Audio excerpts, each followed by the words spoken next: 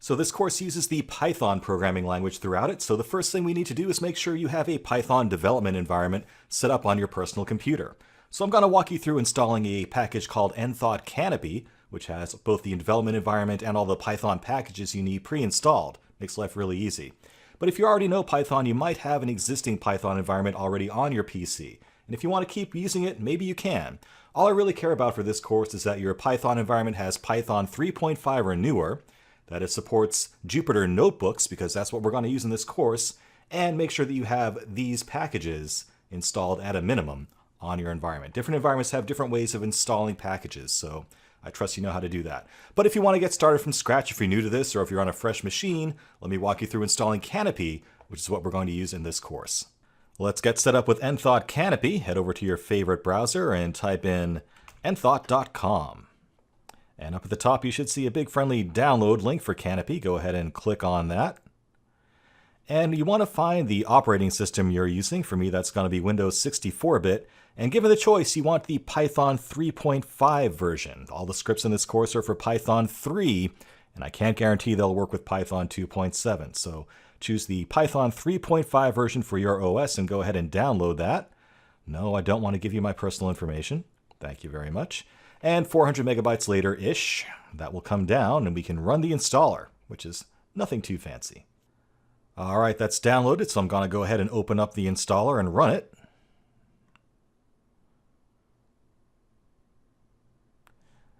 Go ahead and accept that. You might want to read the license before you agree to it. It's up to you. And we'll go ahead and kick that off. And just wait. Go ahead and hit pause if you'd like to. I'm going to go ahead and fast forward this video a bit to get to the interesting part.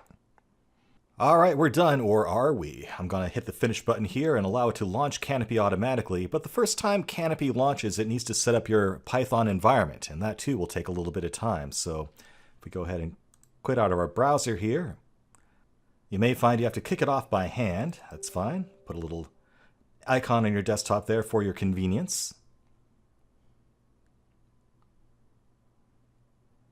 And up it comes. And you can see that it does need to set up the Python environment itself, and this will take a minute or two. So again, hit pause if you want to wait for that, and we'll come back when that's done.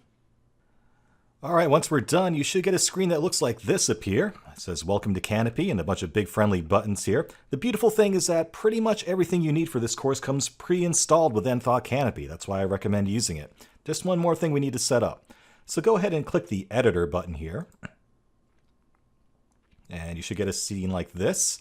And if you click down to this bottom window, I just want you to type in !pip install py.plus, just like that. And that's going to install an extra module that we need when we get to talking about decision trees, for actually rendering those decision trees. So go ahead and kick that off, and it should come back that says it's successfully installed, and voila, you have everything you need now to get started. Let's go ahead and close this window because we're not actually going to be editing and using our code within this Canopy editor. Instead, we're going to be using something called an IPython notebook or a Jupyter notebook file. Let me show you how that works. So go ahead and close this window and open up the window that you actually save the course materials into. Should look a little bit something like this. And let's go down to where it says Outliers. That's the Outliers IPython notebook file. Double click that.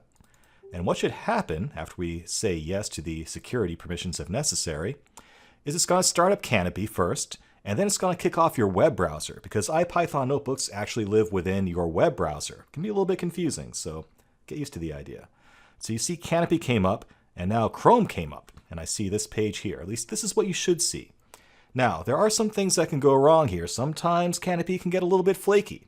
So you might see a screen instead that looks more like this, where it's looking for some token or password that you don't have. And you might say, what's going on here? Or you might see a screen like this, where it says it can't connect at all. Both of these are just random quirks. Sometimes things just don't start up in the right order, or they don't start up in time on your PC. And it's okay, don't panic. If you see a screen like that, all you have to do is go back and try to open that file a second time. Sometimes it takes 2 or 3 tries to actually get it loaded up properly, but if you do it a couple of times, it should pop up eventually. And this is what you should be seeing. Cool, you got everything set up. Let's party. Awesome, so at this point you have everything you need to get started in this course. We have all the data you need, all the scripts, and the development environment for Python and Python notebooks.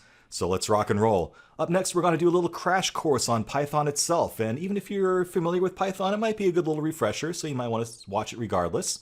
Let's dive in and learn Python.